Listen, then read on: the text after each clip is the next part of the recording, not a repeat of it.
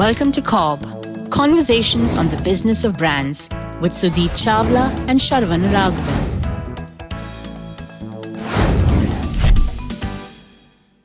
Raghavan. Welcome to the 100th episode of CoBB. With all the listeners being there, we have just been recording every week and we have gotten to this milestone. Just to celebrate this milestone, we wanted to do something special. So not only are we doing a live recording in a studio, but we have got some esteemed guests as well.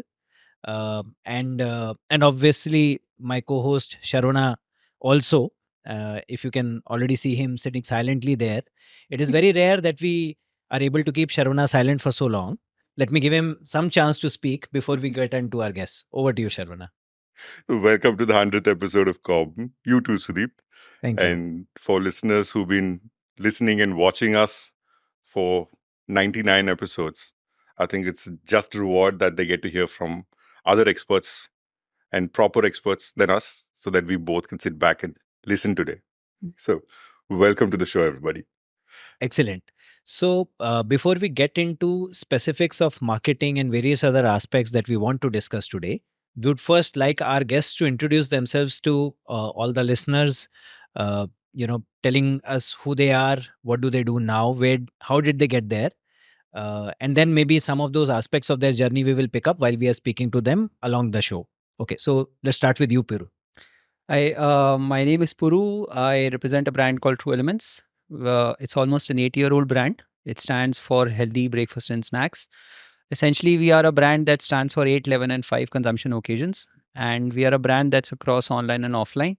And yeah, we are trying to sell as many packets of healthy food as possible. Very nice. Good. Thank you. Welcome to the show, Thank Puru. you so much. Manas. Yeah, hi. My name is Madhu. I'm the founder of Beyond Snack Kerala Banana Chips. We are bringing banana chips in organized and branded format.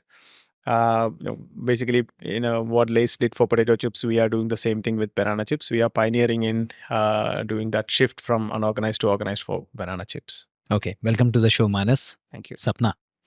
Many congratulations to both of you on your 100th episode. Thank you. Thank you. So I'm Sapna. I lead marketing at Manipal Cigna. It's a health insurance organization.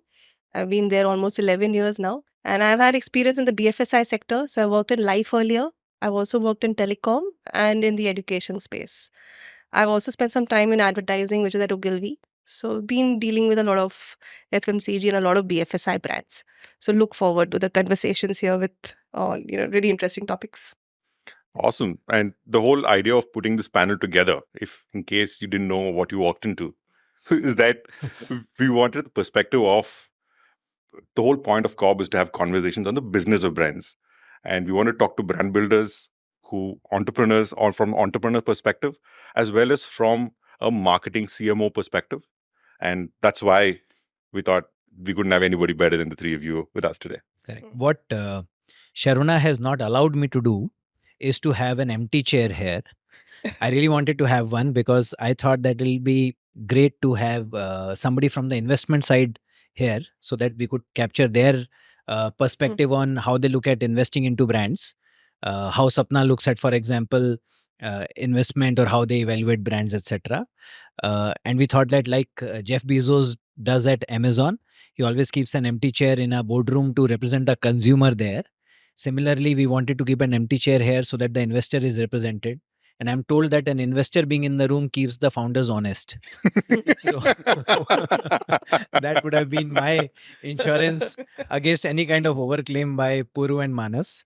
But since Sharavana has not allowed me to have it, I'm just stating it upfront so that both Puru and Manas are mindful of what they're saying. Already set the boundaries for us. Yeah, correct. Why don't we dive deeper into some of the work that you guys have done? And we will keep taking turns between Sharan and I to try and ask you a little more, deeper questions about this journey. And we will also take Sapna's point of view on how she looks at brand and how you guys are looking at it. Yeah. So why don't we start with you, Manas? You must have decided to, do this, make banana chips into an organized category, do a Lay's, Right. what Lay's has done for potato chips. When you decided it, yeah, I'm sure you would have felt some need. Why did you feel the need to make a brand of it? To be honest, I did not start with the banana chips as a concept. It actually evolved. That's how I arrived at. So before banana chips, I started with the first one was a mock meat brand, which which is more into this tasty aspect, no, healthy aspect of the catching up trend. Mock meat as in with soya with... No, it's based out of jackfruit. Is that Yeah. why your company is called... Dr. Ja. The Yeah. company name is Dr. Jackfruit India Private Limited. So this is more like a company that I envision to have a research in jackfruit to bring in a lot of healthy products, especially for Western countries where vegan as a trend was catching up at that time. And you had no FMCG background, right? No, absolutely not. What gave you the confidence or the So guts to do this? I always wanted to start something on my own. That even the entrepreneurship as a word also was not really that fancy thing in 2017-18 in Kerala around, and I wanted to start some business. I was exploring what are the potential opportunities, and I came across a series of articles about value addition of fruits and vegetables as a business opportunity. So that really got me into this, and I was working at that time. Right. So then I started exploring that. I started reaching out to people who are directly, indirectly connected to food, and then I worked towards this concept of mock meat through jackfruit. Okay. It created some excitement when we presented it to someone, but that excitement never really converted into sales or revenue, right? Yeah. So that's when So you made the mock meat. The product was done. Yeah, the product. Oh, wow. Also, yeah. Okay. So I started taking it to the trade shows. I presented to the people. But yeah, the end of the day, that excitement was never. It was difficult always to an please Keralites with any kind of not just Kerala. Yeah. Not any kind of meat, and especially this is mock meat. So I did not try that. Okay. I took it to Bombay. I took it to wherever the export opportunities are there. Those type of trade shows. But then, the excitement was, like I said, it was never really converted it into revenue. Then I started rethinking it. So coincidentally, at that time, I was going for a trade show, and I was carrying this, the product. And I was before entering into this airport, we usually try to save money, and then we have lunch outside. So while I was paying, I saw a stack of chips, especially jackfruit chips. Since I was working in jackfruit chips, I thought I'll buy that product. So the product was really bad, but I'm a big fan of jackfruit chips. That got me into thinking that, okay, why nobody has tried anything in jackfruit? That got me into thinking that, okay, banana is such a bigger market than banana. Also, nobody has tried something. Right. And potato chips has so much of exciting offerings, like, the flavored ones and the different formats. So that really, so I remember that trade show, that though I was physically present there, but my mind was fully wandering on, like, how we can. You'd moved on from you'd moved from jackfruit to banana by then. So the moment I came back, that trade show was in Mumbai. The moment I came back to Kerala, I already made out some plans. Like, I started visiting factories who have already done this, and I started going and meeting people who have tried this. One thing I realized is that it is not that nobody has tried it, but people have failed because most of the time people think that, okay, they can put a normal banana chips which is out there in the market in a nice presentable packet and brand it and sell it, it will sell. But that was not really the case, because people don't feel any value add just because of the packaging is good, but the product was still the same. And the fundamental problems of banana chips was most of the time the consistency of the product was never achieved, because there was no standardization in that. So sometimes it is soggy, sometimes it is hard. If you're lucky, you will get a great product like that. Right. So I realized that solving that thing is the first step towards launching a good brand. So then from then onwards, my pursuit was to crack that. I got in touch with a couple of my friends who was in Leher and Kurkure at that point of time, and he advised me to identify a good food scientist. We did. So together we started working towards banana chip standardization, identifying the right raw material to the right the thick slice, the slice thickness, and then the temperature of cooking, the time period for which the cooking has to happen, and then the seasoning application. One by one, we started cracking it, and we got a good Nice. product. Then that is one. So at that point of time, also coming back to your question that you were asking, when do you think the need of a brand, right? So I wanted to launch a brand in the beginning itself but then I a little less confident because of the previous episode also with the mock meat. So what we did is we put it in a see-through packet in the same format. Banana chips, you might have seen. Yeah. It's predominantly available in a see-through packet. Yeah. So we put it in a see-through packet, and we put a normal name called snack with a style in A and all, and we started placing it in bakeries and And where was this? Which this city? was in Kerala. This was in Kerala because in the nearby shop, I wanted to see that whether the consumers are able to realize the difference in the product itself in the same even if we are presenting it in the same format. Nice. So what worked is that we have started getting a good response from the bakeries and all. We started placing. So this is like the blind testing, blind product testing that blind we do. product testing. Unbranded product testing. Huh. Good. So then there was a trade show again. I don't know, somehow I usually try and test all these things in trade shows. So there was a trade show happening, one of the big trade show in Kerala. So I went there with some 8 boxes, and that day the plan was to sample it and just take the feedback from the consumers. So one of my friend also was there. So he started giving out the samples in loose, and people were taking it, eating it, and I'll be standing some a couple of feet away and then watching it. And when they approach me, I'll ask them that how did you like it? Did you like it? Should we continue this? Oh, okay. Is there any point in continuing this? And so but then some people started asking that the product is really good, why you are not selling where I can buy? So then I thought, of course, sales is the best feedback. So we started selling. So that day, in Kerala itself, in that trade show. Okay. So almost by around 3 o'clock itself, we sold that 8 boxes. Then we went back late night, took another 12 boxes, came back next day, that also sold off. Then we sent a truckload from there. Wow. So we made around 1.5 lakh rupees in that 4 or 5 days. Oh, not bad, yeah. Wow. Nice. And that too in the land of Kerala, where people are very critical about banana chips. And they know banana chips. They've tried different banana chips It's anyway. the PMF at its best. Yeah. In the core market. Yes. Brilliant. That really gives a confidence to, let's move ahead and invest a little bit money in terms of, the branding and, basically bringing the overall aesthetics of the packaging. Right. So that's how then, but the potential of this also at that point of time, these are all came from the market. Like in the potential of this, I realized when we started selling it in the real markets, like online, offline, the real. So we launched it in Jan 2020. Okay. Immediately the COVID hit in March. So we during lockdown we started listing the product in Amazon and Flipkarts.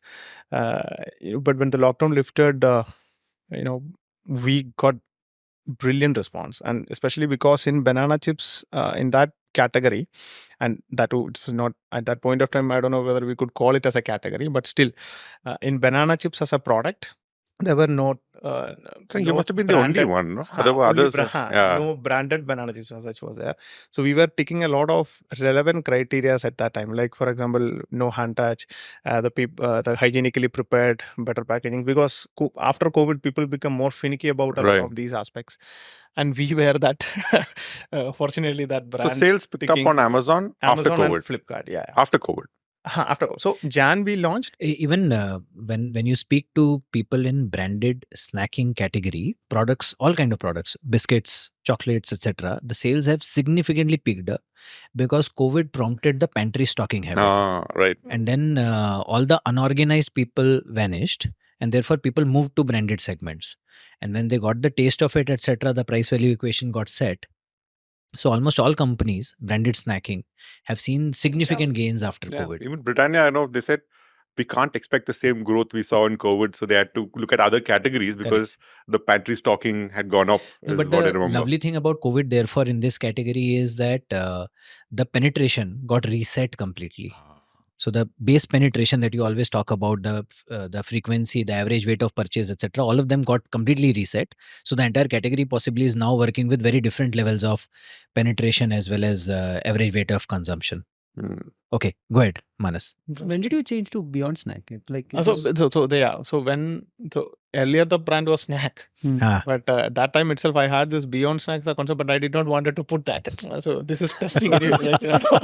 So even if it is small, we tend to think, The careful risk averse. Now I realize it doesn't really matter. At Matter, that point of correct. time. You will be at that point of time. This is life, right? So. But anyway, so when in around I think November December time frame, so October November time frame, we put it in. We got a good design done from an agency, a small agency, and then the product came out in Jan 2020. And the initial plan was, of course, focus on GT FMCG, because that's where the so I decided to shift to Bangalore. Because we are charging a premium, of course, this is good Right. quality, better quality, better version of it. You would have been what, 2x of the local market products in Kerala? Sorry, The transparent the packaging. pricing, not 2x, 1.67x. Okay. वो rounded off में उसको 2x ही बोलते हैं.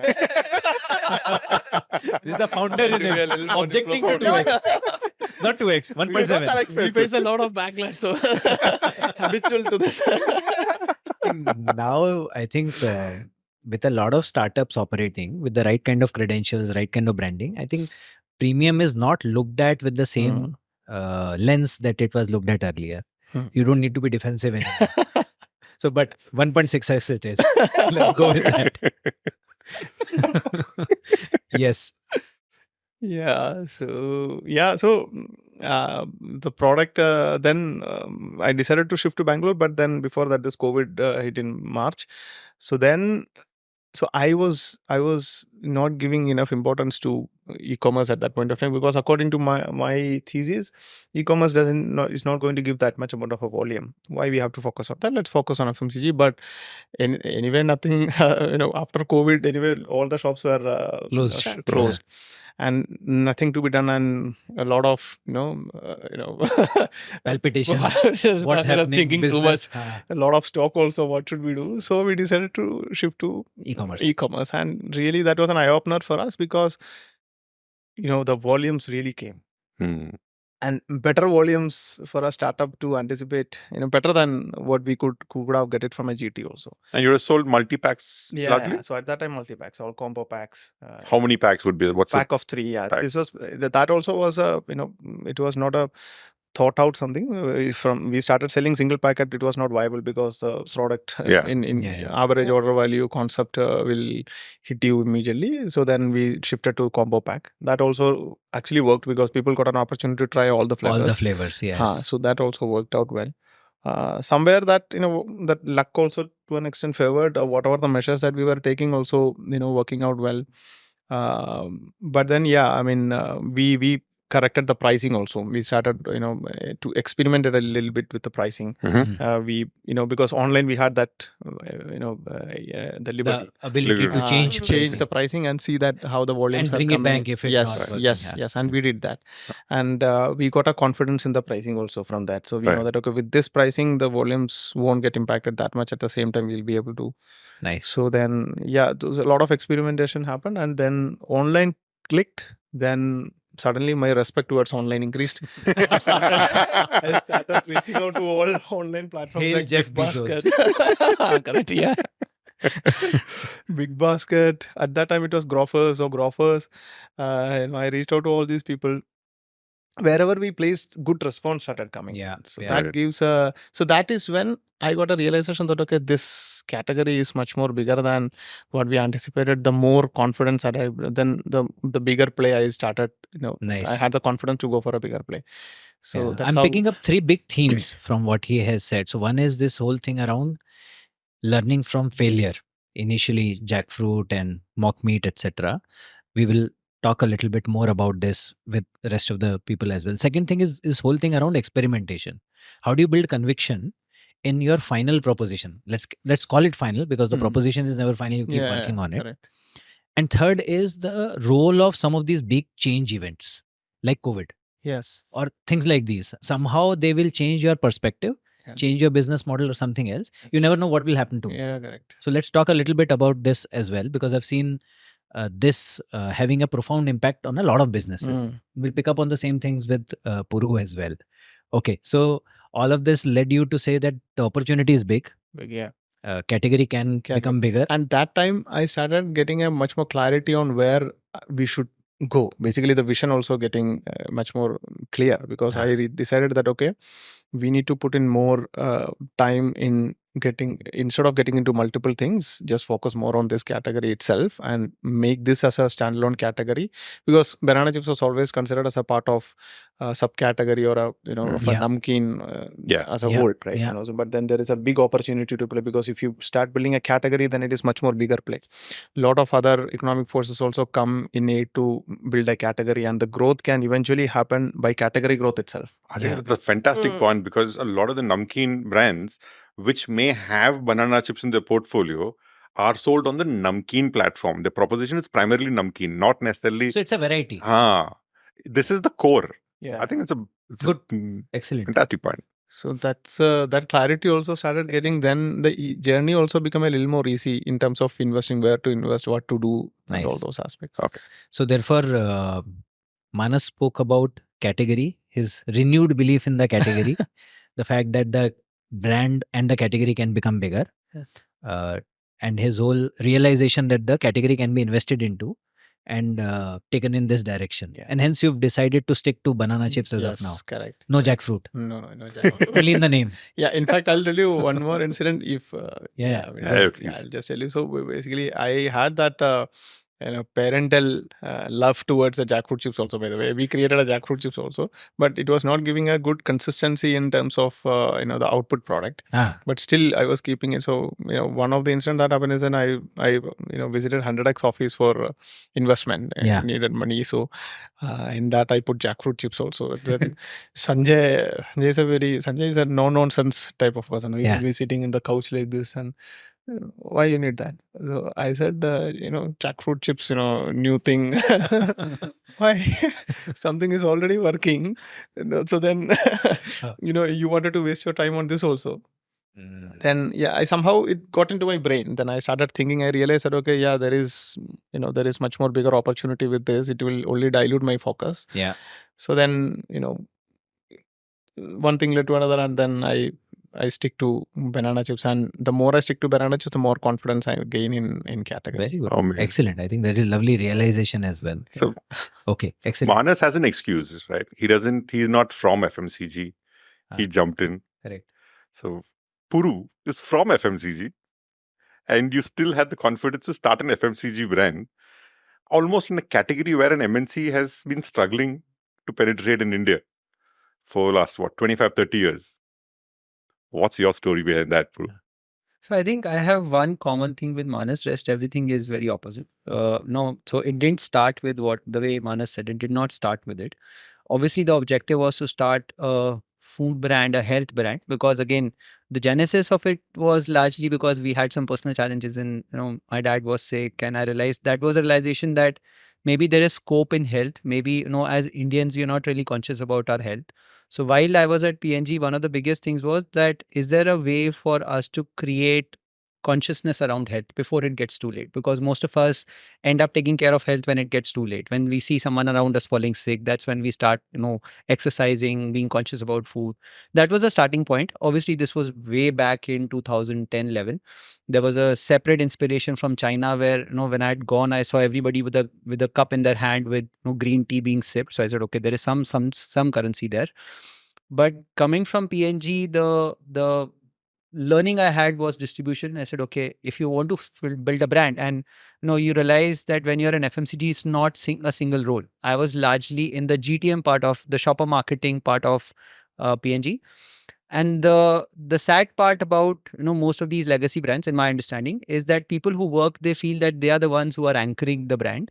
They forget the 150, 160 years of legacy behind it. So when I was handling Gillette, for instance, I thought, okay, if I can do X thousand crores on my own brand, few hundreds is very easy, right? It's largely built on distribution. So that's how I started. I started as a distributor of brands rather than reinventing the wheel. I said, okay, let me pick up the health foods brands that are good. Can I create a go-to market for them? Can I create awareness around them? Can I take them to stores? Can I take them online? This was way back in 2011. This was because of your GTM, understanding, because I had handled distributors, I had handled business. I said, okay, why I can just be a distributor myself. I made a good business plan. So when you create a top line, so for instance, my month one top line as per my number was around 35 lakhs. I said, okay, and I am from Delhi, so I started distribution in Delhi because I knew the stores, I knew everything. And I said, okay, corresponding to that, I'll incur spends as well. So I had around 4-5 lakhs of spends with people. And when it came to execution, my month one number was around 16,500 rupees in top line. So that's when reality struck me. I said, okay, something is missing. I think I'm missing some piece somewhere. So that's where it started. Idea was to be in the health food space. We started distribution, and then obviously it was a journey of some 5-6 years where we moved from one to the other. I keep joking about the fact that I can practically work as a VC in health foods because I've practically done every business model possible in this space and failed on each of them. So I know what will not work. I still don't know what will work in those places, but what will not work, I know. So that's how we started. True Elements came in from a need to private label the brands that we're doing. So we started, one of the scalable opportunities we had was running as an e-commerce firm, where at peak we were handling some 5,000 odd SKUs, some 350 brands. And that time Healthcart had not come in. That time none of these brands were there. So they had not scaled up. So we were handling food as e-com plus distributors. And you were distributing international brands, local brands? So local, a lot of. So for instance, one of the first brands I did was Nature Valley, because the same guy who was selling Atta Pillsbury Atta was also selling Nature Valley. Okay. Then there were snack items, roasty tasty, lot of Manas competitors of Manas. So I used to create distribution for them. So that's how it started. Eventually we realized that and there was a lot of demand creation piece required, and that demand creation is what we started along with GTM, doing activations in societies, creating alternate channels like gyms, dietitians. But what we realized that while we were doing all that, Borges was one of the brands that we picked up. So while we were doing this whole customer education piece, we realized that the acquisition was not happening for us. It was for the brands. Yeah. So we were building demand for the brands, and brands had their own GTM. So for instance, a customer would walk into our kiosk, learn about Borges, different types of olive oil, but eventually go and buy DMart the second time. So that was not really scalable from a profitability standpoint, and we started burning a lot of money. So that's where we said, okay, how do we get the customer sticky to us? And that's where private label came in. So we went to all our 350 odd guys. We said, okay, can you private label for us? Can you make us under our own label? So people who were agnostic to the brand said, I don't care. As long as you give me numbers, I'm okay. So that's how we sourced products. So that's how True Elements was born. True Elements was born as a private label to our e-commerce website, which was healthyworld.in. That was the first venture. When you say e-commerce, you had your own platform. You were not just selling on Amazon. No, so Amazon did not come in. Amazon came in 2014. Right. So 2013, 14. This is way back in 2012. So 1 year had passed, and then that's how we sort of picked up. So the starting was not one. The starting was too many products together, right? So that's how. So just for reference, like Manas said, I started a category, I stuck to one. So when we used to go to VC, they said, we are just in 10 categories. So there were all the 10 categories. Just and 10. We are focused in 10 categories. So then 2 years later, we said, now we are much sharper. We are only in 5 categories. So that's how it, for us, that was letting go a product was a big deal for us. Yeah, even today, that's a challenge, to be honest. So we came from there. The whole promise was, okay, private label became in, then Amazon came in. And we suddenly saw traction in True Elements. So the first few products we had was spearmint tea, muesli was one of them, apple cider vinegar, all these products which people who are health conscious were buying, but under the True Elements label. So that's how it started. And then Amazon came in, and suddenly we scaled up massively, quickly. That's where he said, okay, let's invert the pendulum. Instead of True Elements being the private label of a website, True Elements will be the brand, the front force of us, and Healthy World will be one of the channels. And that's how True Elements started picking up across channels. From there on, it was largely the focus of True Elements. That's how the whole brand came in.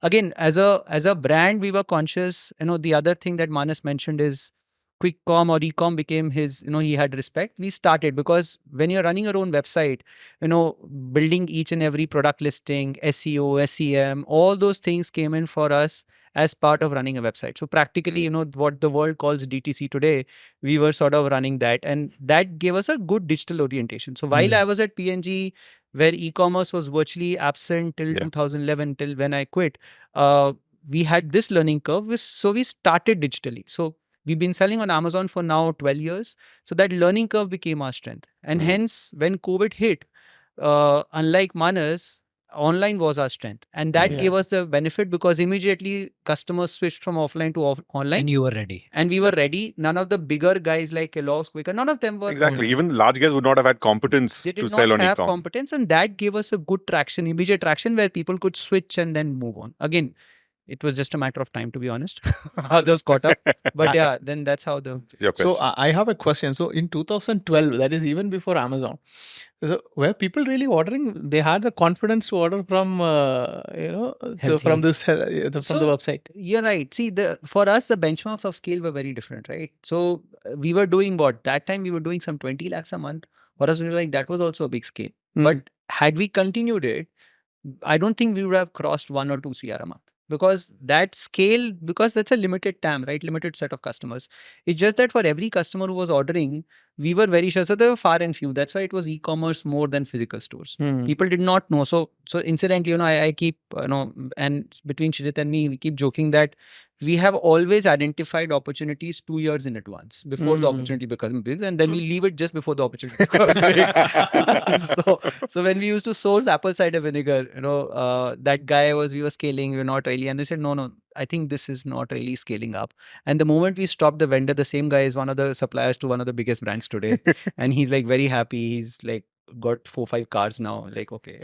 Same guy. So, You were good luck for him. yeah, good Yeah. luck. Let's see it I positive. would not like to continue being like that. So what's the next one you should tell us? Those are correct. Correct. So therefore, what Manas asked, so therefore you're saying that there were enough people to clock that revenue, and it's your early adopters who were there. Yeah. The 20 lakh you mentioned is coming from that website. Website. Yes. Wow, that No, 20 lakh good is- number, yeah. Yeah. good Yeah. So our average ticket size used to be roughly around 1100, 1000 to 1100. Wow. Ah, So for us, it was largely, so our source of draw was a lot to do with Google Ads. We were not in social media as such. Social media was also not that big not that that time. big. Yeah. Google Ads is what we were sort of building up. SEO, in fact, less Google, more SEO. We were so focused on SEO. More content. Saying, and that time SEO was still one of the bigger things. Rather than today, it's obviously now you can gamify it. But that time it was hardcore content. The algorithms were far more democratic. So now I think that's where we got an advantage. That's where we used to look at SERPs by day. What's the rank of this particular page by day? That Wow. level of diligence we had. So that gave us a learning curve around. Actually, I have a question for both of you, if you can just interrupt. So for you, the market when you started, was it like the metro or across India, or was it, so where did your first business come from? And now how is it? Has it expanded now? Has it gone beyond? Manas the का तो top trade show cities. में से आया था. हाँ, वो तो है. अभी कहाँ से आ रहा है? Metros and tier 1. So that is Metro tier one? even, yeah. And what even about the tier online 2, tier 3, those places now? Our focus, so it depending after a point of time where you are investing money is depending on where the revenue is going to come from. So Hmm. we never consciously try to invest money in tier 2, tier 3 because we believe that slight premiumization also happens with our 1.6. product. 1.6x, yes. Is there. So Metro. yeah, metro and tier 1 there, if you wanted to move away from metro and tier 1, then there is a value conscious consumers, then Right. we need to come out with a product that that Appeals appeals to to them. So those things are we are yet to crack that. We are, but yeah, I mean that is the reason. Okay. For us, it was the opposite. For us, actually, when we started, the benefit that we got was that, let's say we had a lot of imported brands. Let's say product like prune juice, which is usually recommended if you have, tummy issues. So the GTM actually gave us benefit because most of the importers, most of the FMCG companies had good tier 1 distribution. Yeah. They did not have tier 2. So that gave us an advantage. Somebody from Asansol, somebody from Guntur, they would say, oh, wow, these products are now available to me as well. The accessibility became our learning curve where Wow. suddenly Wow. people could place an order, get it in 5-6 days, and they were happy that, okay, the people would buy 12 pieces and suddenly. Oh, That's so why you the had- ticket value. That's where the Ticket ticket helped because they were ready. Somebody in Delhi would probably still go to a DMart. Somebody would go to a Spencer's or a Le Marché.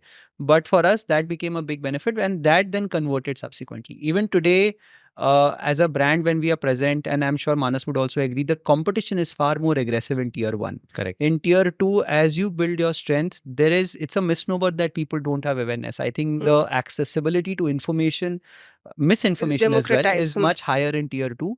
And as long as you can supplement that with a good GTM, I think you have a market at hand. That I think Yeah. gives I us- completely agree. In fact, Great many idea. of the fashion guys Yeah. also say the same thing. Yeah. No, no, I'm Accessibility seeing a to lot of fashion. expansion in tier 2, tier 3. So I was very curious to know how is it, in terms of the business, because I feel that there's a different strata. So it's not just geography. There are the same cohort of people across all the three geographies.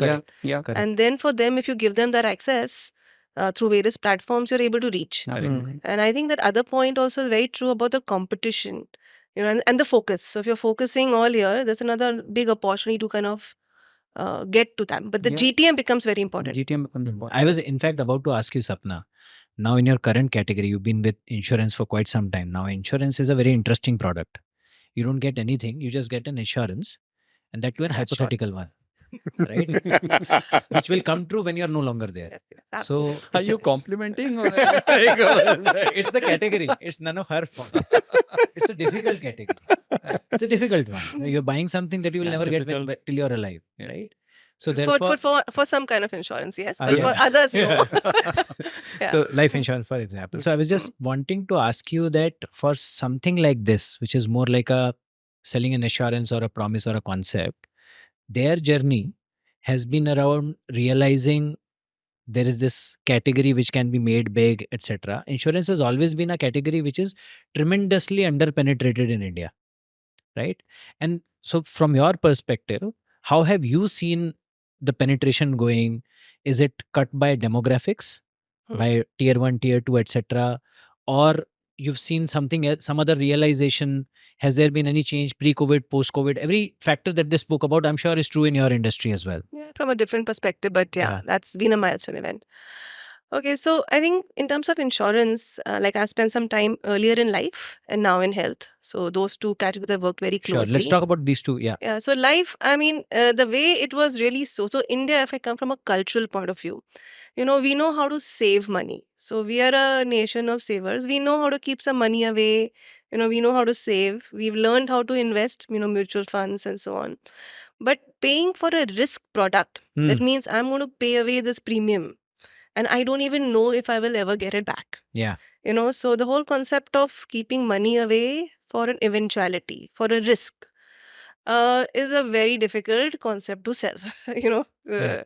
So if you see how the life insurance category moved, there was always this funda of term life is the purest form of insurance.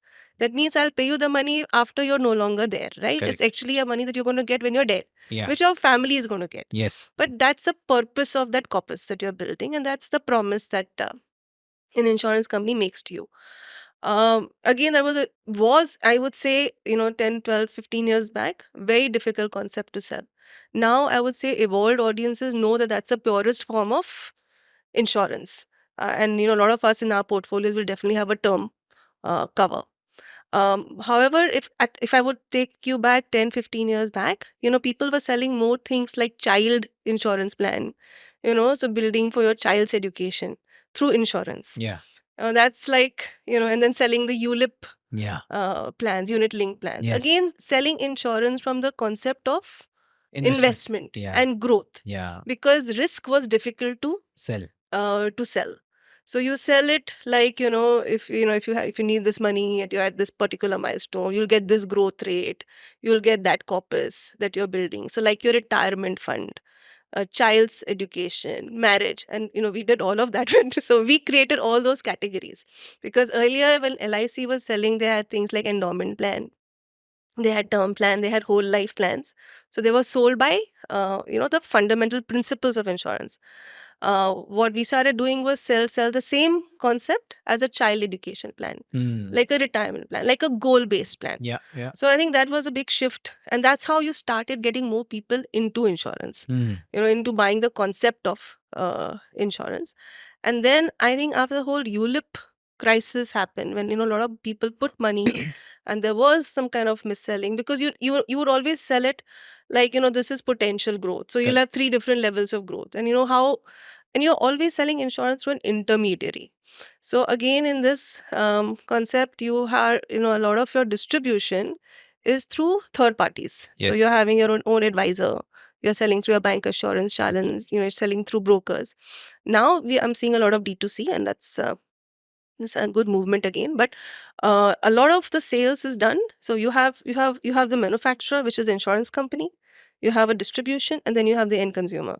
So a lot of what you kind of work with distribution is how the distribution takes it to the end consumer. Correct. So, it's like a tiered approach. And in health, there's another one, which is the hospitals that come into play. Yeah. So, which is... So they replace the distributor in a lot of No, you cases. have the distributor also, but your delivery is happening in a hospital. In a hospital, correct. Yeah. In a life insurance play, you don't have you're not taking care of the eventuality of health emergency. Sure. So I would say in terms of, bringing back this journey a little crisper. So I think people are gradually understanding the concept of risk.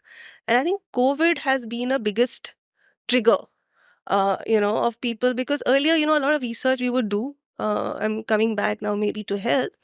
People will say, my father is so healthy at this age. Even I am healthy. So, I'm not going to fall sick.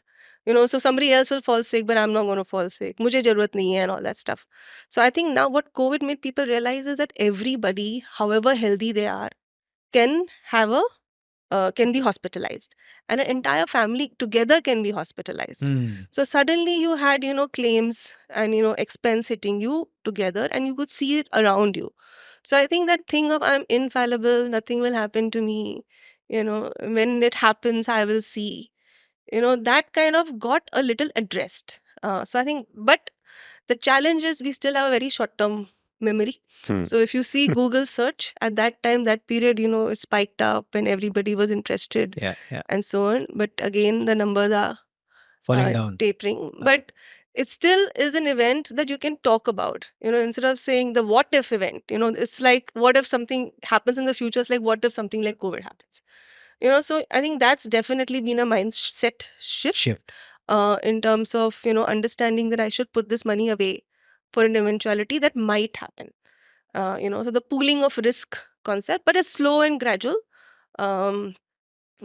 Obviously, because I guess in your day to day, nobody wakes up in the morning and, thinking like, might think, okay, I need to go buy Kerala chips. Or, I want to buy that healthy food. I don't know how many people wake up in the morning thinking today I should, close my health insurance policy, or I should go and explore and buy a life term. So you have to, and also it's not as easy, right?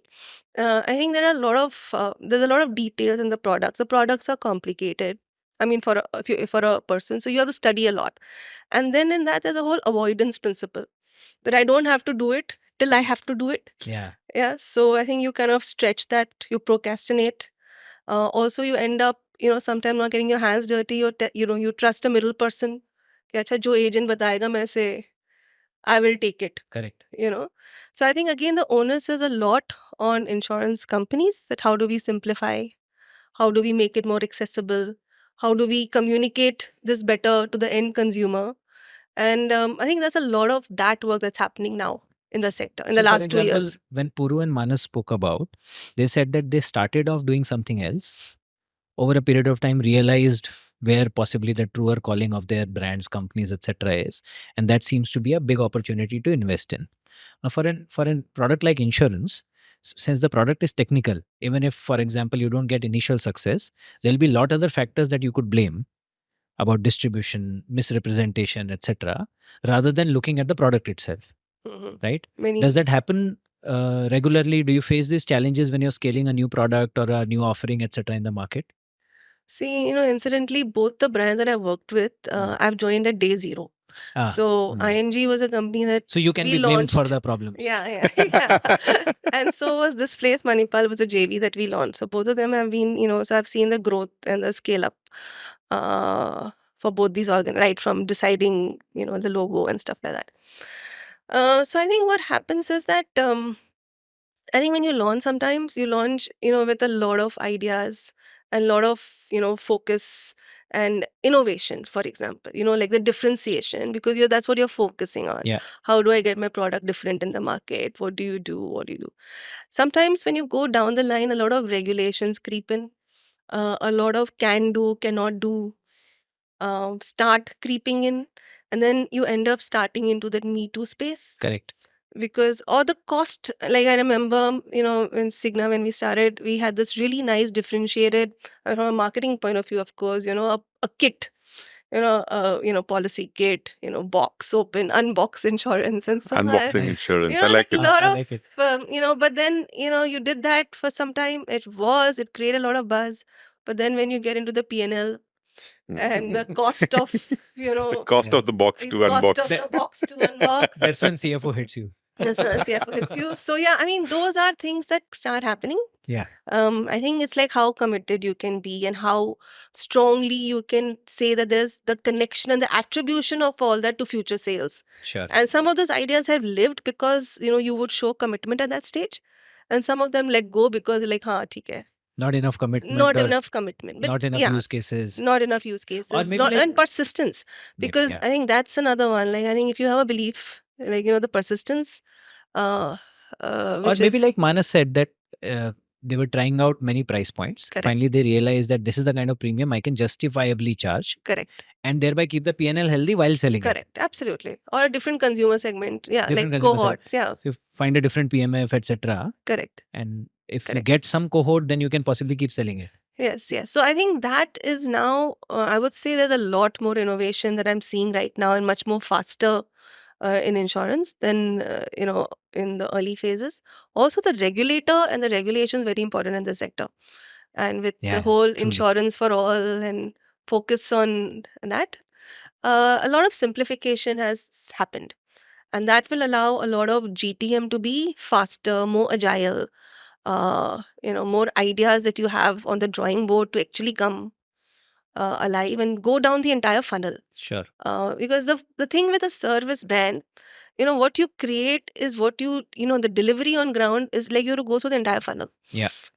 So right from, the product design, how do you kind of name the features, so on and so on, which of course we are all aware of, to how your call center representative is actually selling Correct. that product, to Correct. how an advisor in Jabalpur is selling the product. Correct.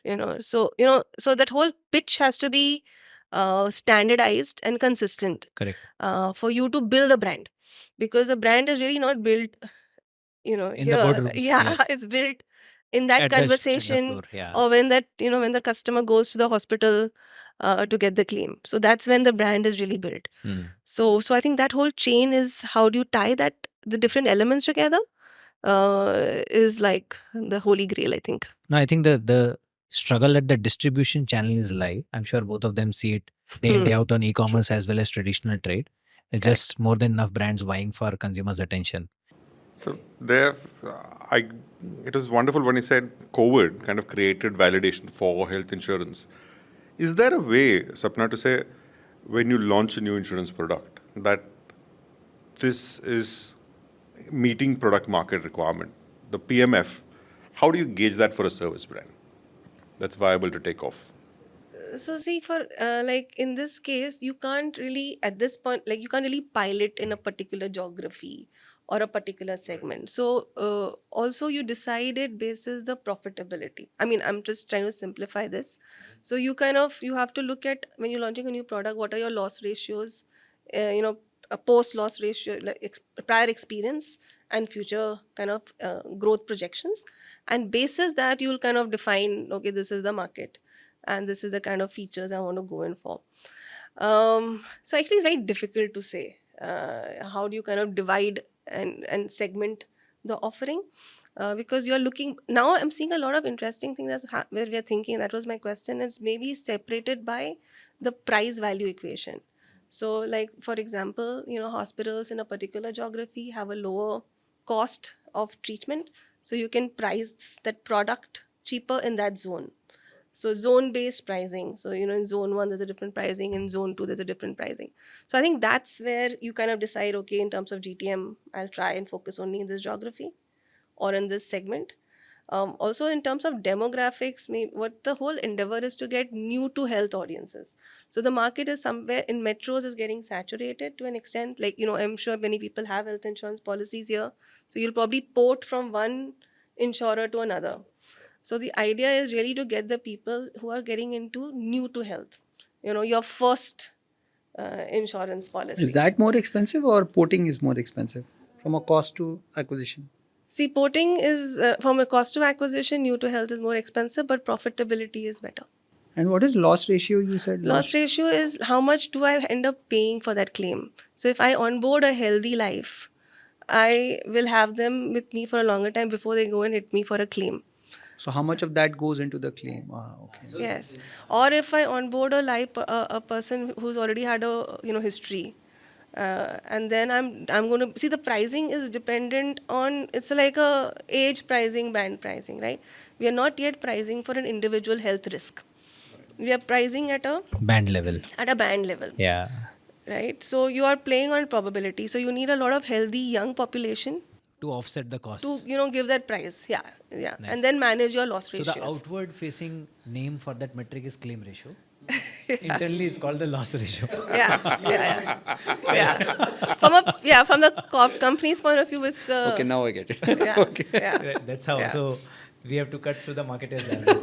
right. Okay.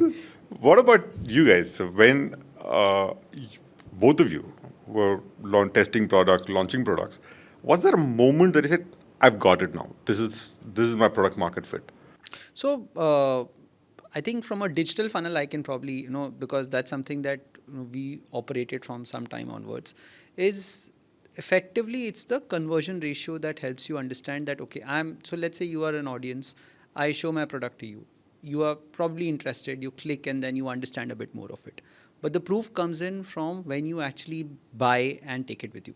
That's the piece. So when we look at a percentage conversion, so I sort of build share of voice on an e-commerce platform or any other, which is share of shelf equivalent in an offline channel. After I look at it, do I finally convert? So as my conversion percentage goes up, I know that the audience, there is a larger percentage of the audience that's going to buy. For us, that's the validation. We have certain benchmarks of conversion ratios. If those conversion ratios cross, then we say, okay, fine. The product is probably fit for the market. Now I have to amplify the reach to get more customers like her. That's the principle. That's how we use. Right. So what is it for you? Was it the Sanjay Mehta conversation or was it? Yeah, so I think I approach, this is very technical. I mean, we didn't have that kind of, I know, what I meant is that comes with experience. So in my case, that was not the scenario. So it was more of a trial and error kind of a thing. So when I put it on Amazon and Flipkart and the surge in the order started coming in, I realized that there is an inherent demand somewhere was there, and we somehow cracked or we somehow clicked on that particular point, and that is the reason why the sales were increasing and the same people were keep on ordering again and again and again. So that is when I realized that, okay, one, there is an inherent demand. Second thing, what we offer to the consumers was also spot on, because of which they keep on coming back. So that is when probably a moment ago we also realized at that point of time the product market fit word also was too big of a thing for me, frankly. But now I realize that this is what exactly happened at that time. Right, so somehow we match with their exact need, and You serve it better than others. yes, and they're also reciprocated it with the same kind of intent. Okay, yeah, this is good. This is what I wanted. So let me go back to you again. Types. Excellent. I think now is the time to shift a little bit of track and get them into more combative mode. All three of them. Okay, now, both of you have challenged some of the incumbent brands with an offering which is differentiated, but something which possibly they have tried, not really succeeded, or they must have tried theoretically in their heads and said, this is not investing into, right? Similarly, Sapna, there are a lot of players disrupting you. Yeah. So now, from the three of you, let's start with first maybe Puru, to say, when you're taking on some of the big guys in the industry, what has been their reaction? How do you think you have responded, and what do you think your continuous reason to win will be versus some of the more established players? Okay, so are you saying how, when we have gone in the market, how have they reacted? Yeah. And when you started seeing a little bit of success, it must have gotten noticed. So what has been the sort of reaction that you've seen from other big players in the industry? How have you remained salient and profitable after that? And where do you believe your continued success would come from? Okay. So I think three pieces. One, I think, as I said, our initial piece was more on identifying the gaps, let's say e-commerce or tier 2, everything. Obviously, as you see scale, the competition also realizes, oh, we missed it out, right? So they come back they have legacy behind. So the larger players obviously have legacy, they have a certain salience. So it's not very difficult for them to capture the market. However, for us, the reaction has been if we fall weak that time, then we won't be able to counter them. So when I say fall weak is make sure that your share of shelf is maintained, make sure that if they are competitive. So sometimes there is also a degree of unreasonableness, right? So there are certain competitors who will just go down to the lowest possible denominator in terms of discounts. I think that is one place where we have not played much, where we have stuck to our gun saying, fine, at some point in time, there is a certain level beyond which you will have to let go. Because, so let's say a competitor would come back, claim the same share of shelf right next to us, run a buy one, get one offer. Fine. I mean, later on, a lot of players, and especially in Amazon where it's very democratic, it's very easy for a brand to suddenly pop up and say, fine, and especially if you haven't established brand salience, anybody can just counter you immediately. But it comes at a very high cost. And that P&L impact is something maybe they don't see at the beginning, because that whole euphoria of getting business right at any cost sort of just lets you go beyond a certain level. It's just that then we've also seen, and we have stuck to our guns over a period of 30 to 45 days, when the agency gives them the invoice or when they look at P&L, that is when they start receding. So, then that sort of gives us an advantage. So what did you do in that period? Just hold tight? We just held tight. So again, not at the risk of going technical, but but there are product ranks of, so you pay, let's say 100 rupees for first rank, 80 rupees for second rank, 60 rupees for third rank. We said we'll settle with the second and the third rank. We are not going to pay 100. Maximum is 60. But then they paid 100 rupees, they bled, and then they came back. Then we immediately could go to rank 1. So that sort of helped us. And obviously, along with that, which is a much slower piece, is your brand salience. So our branded searches started going up. Our requirements for products started. Our conversion ratios were maintained. Our repeats were maintained. So all these three sort of, when put together, made us sort of stay tight.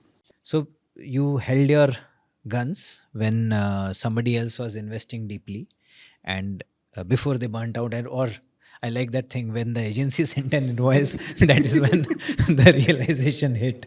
You must have also seen something similar, Manas. Have there been attempts around banana chips? Yeah. So again, the banana chips as a category, if you see, the local players are a big behemoth type, right? So they have the advantage of pricing. They have the advantage of, when they make it, they don't really make just banana chips alone, right? Once you, boil their, once they fire up their pan, right? So they have the advantage of all those aspects. So that was working in their favor. But yeah, I mean, since we grow, we realized that, okay, probably we should anticipate one more bigger player or two more bigger players should be entering into this category very soon. And that is how, and that is an advantage also to an extent for us, because I think the category also will get But you've not seen that thus far? Thus far, no, not yet. So, but yeah, I mean, there are a lot of other players. But even before also, like for example, if you look at Haldiram's or a Balaji or a Cheda, right? They already had banana chips in their portfolios. That, yeah, that was there. Cheda has those long ones also. Yeah, they have the long banana ones. sliced. And, yes, that is there. But yeah, on a national level, not much yet. But yeah, we should anticipate. He's looking at the now that he's told them, like, bring it on. That he did when he appeared on Shark Tank. Opening the shirt. You don't need any more invitation. One point I'll tell you that banana chips is a category which is always overlooked, in the sense that, okay, yeah, nothing big is going to happen in this category types, which we kind of change that perception. I think to an extent, probably that will get validated when a bigger player enter into this category. Probably. Correct. And I think the seriousness of the banana chips as a potential business could only have been brought about by a Mallu. Kerala. It had to come from Kerala. Okay. Because that's where it is, right? So in Kerala, Tamil Nadu is where you actually, banana chips is almost staple. You don't think of it as novelty. Sure. It is part of your everyday snacking bit. It had to come from there for it to gain seriousness. And eventually, on a global play, also, if you see, that it has to come from one Indian only, because banana chips banana chips was always consumed as a fruit in other countries, but in India we consume it as vegetable also. So anything which is savory also has to happen from so it's from global someone from next India. on your charts So yeah, now. of course, Yeah. the plan. So if you are looking fact, at a there's global this- play, So when he as a says we, he means Keralites. Keralites. Banana is vegetable. I come from north and I have never considered banana as vegetable. In fact, there is a proverb in Tamil which says you've got to be useful like a banana tree. In the sense that from the stem, they make puttu with stem, they make salads with stem. From when it's raw banana is used as vegetable. Ripe banana is used across multiple as a fruit itself. So that every part of the tree, from its trunk to its leaves, we eat on the banana leaf, right? So every part of the tree is used. What do you think you have it would be the North Indian equivalent of this? What is it, tobacco? Neem. Neem. The neem tree.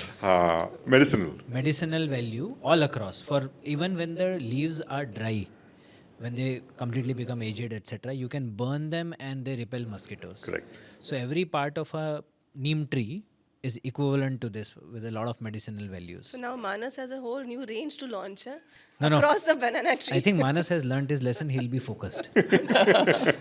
Okay. So, Sapna, over to you. Now, while both of these are disrupting some of the current players or some spaces which the current players had ignored and not gotten into, you must have seen a lot of players trying to disrupt the insurance industry. You referred to some of them initially saying a lot of D2C work, etc. is happening. So, how do you think that space is shaping out? How are you keeping ahead of them? What are their inherent advantages, disadvantages? Just speak a little bit on this. So, I mean, I think it's actually very interesting, and I think it's good overall for the sector. But see, like for example, in our space now, for me, from Manipal Cigna point of view, both the shareholders have very solid shareholders, no VC backing. So Manipal and Cigna, yeah. So home funds, and the driving force is profitability. Sure. So it's not really growth. So if for me the mandate at my board level is profitability, customer experience, customer satisfaction, loyalty, retention. Nice. Those are the KPIs and the marketing team. All we are long-term getting judged on. KPIs. Yeah. Now, growth, so, when we kind of go to our business, like we say we want growth calibrated for risk, cost and quality. Right? Risk, so that's cost and quality. Nice. When we say quality, again, I'm going back to the claim ratio, loss ratio point of tech part, whatever, because we don't want to get any business. Sure. Want to underwrite the people that we get on board. What we say is what we deliver. So that's like the matrix that we have as part of the board. So now there's a lot of new players which we, for example, who get into the business, again, end up spending a lot more on marketing, on advertising, than we as traditional players actually end up doing. And there's a lot of burn at that level. So you're sometimes tempted to follow through the whole same mechanism, and especially in newer categories like OPD. So while we are in hospitalization, and that's like the Main part of health insurance. OPD is another whole segment, and players coming in for that smaller segment, and you can see that this is complete burn on the P&L, right? But I think initially, with like how I think Puru also said, the enthusiasm of seeing yourself up there, you invest a lot of money and you kind of hold on. So I think that's the same thing that we end up doing. I mean, I would say many companies would not be burning that much capital as we see startup coming in and disrupting the businesses initially. Unfortunately, and like there was another whole concept of sachet insurance. I don't know if you've heard of that, smaller sizes. So innovative concepts, right? Because otherwise you see insurance as very traditional, typical, boring. Cookie cutter kind of approach. हाँ, कुछ हो नहीं रहा है, मतलब तो यहाँ पर नया sachet insurance launch करते हैं. Okay. So it's good ideas, and I'm saying it's great, and I think the good part is I think it challenges us to think More like that. Yeah. Right? Because many times you get into the zone and you have people who have been doing the same thing, for a long time. I think a lot of startups get you to think differently, and they challenge you, and you need to reinvent your thinking, your strategies, your agility. So the agility that a startup provides you is sometimes not there in bigger, larger corporations. Always, yes. Yeah. So I think that's where I think you get challenged, and you feel that you need to build that kind of into your ecosystem also. So that's why you start seeing innovation cells, agility, a lot of to kind of counter that. And And that's really the play that I see. Nice. But I think one thought would be that when we're doing this, I think we should focus on sustainability. How sustainable is this matrix? So how long can I do this till I say, okay, fine, now I have to shift over. So I think two words, like the relevance. Many times I find startups or the newer ideas being relevant, so and not as sustainable. Yeah. So if you can find the right balance between relevance and sustainable, I think that's a great equation. So That when you this talk about sustainable, this is from a P&L from a profitability P&L, point of view. P&L, profitability, growth, Customer scaling up. experience, yeah. Like how are you going to scale that up when you do it? You might do it now, but if you're going to scale up, and I mean, you see a lot of businesses really burn at a 120, 140% than what they're, so how long can you sustain that? Actually, you've provided us with the right kind of fodder. This is Sharavana's favorite topic to talk about. This whole thing, and we have covered this multiple times on our podcast, which is around unit P&L or unit profitability. And a lot of the people talk about burn. We have heard this term multiple times, sometimes because of enthusiasm, like Puru said, but that's a euphemistic reason. One of the key reasons is when you get invested, you have to show growth. When you are pushed for growth too often, you go in this race to try and acquire customers as fast as you can. In your category, Sapna, customer acquisition has a different value because once the customer has taken the insurance, there is reluctance to shift. For their category, the customer is going to come back the second time or the third time in the same month or the second month or the third month. But either ways, this phenomena exists. All of us know this, and it is detrimental to unit P&L. Right? Now, Puru, how do we, as a startup yourself, why do you think do you think every startup understands the unit P&L and the issue that can happen because of the burn? And if they do, why do you think they get into this this race or this kind of a behavior? What would be your hypothesis? So I've noticed two trends. Okay, one, I think the biggest thing is, and again I'm just sort of looking back at how I have met founders and their calculations. So let's say I raise 100 rupees. And I have been given a milestone by my investors that in 2 years you have to grow 2x, 3x, right? So usually I've seen the math they work is 100 divided by 24. I can work 4 rupees per month. That is one math. That, okay, I have a runway of 2 years and I burn 4 rupees. Now the problem is, while that math is fine, but ideally it is not a linear equation. 4 in month 1 and 4 in month 24 is not the same, right? If you are directionally right, you'll probably start with 10 rupees and go to a 1 rupee burn. That math, something startups don't work on. The second thing is, where is the burn going in? If the burn is going in just to amplify something that I still don't know. I've seen a lot of founders, just amplify in month 1, month 2, sale chahiye. But they don't realize that it is actually, they have got a very high discounted sale, which might not repeat. And eventually they'll end up burning. Somebody who was ready to pay you 20 rupees is now getting the same stuff at 10 rupees because you wanted it early. So I have preponed sales, but I have probably lost money on the table. And that then eventually translates, because then what you've also done is not only lost 10 rupees, but also lost the same customer who will never come and buy you for 20 rupees, right? Because price becomes the most critical channel for me to buy. And that then only makes it worse. I think that's the piece that startups struggle with, where they burn a lot initially and look at the wrong metrics to burn on. So burning is natural. You can't be profitable. I mean, you can be, but it's just that you have to be much more courageous to sort of not burn much. What you have to do is, where is the burn going? Is burn going to build that unit economics, saying, okay, let me just nudge the customer a bit to come and buy me, and then look back saying, okay, is she buying me? Is she buying my product? And then is she coming back? I'll probably spend 2 more rupees to get right up there to show myself. But if after that she's still not coming again and again, then probably I'll withdraw.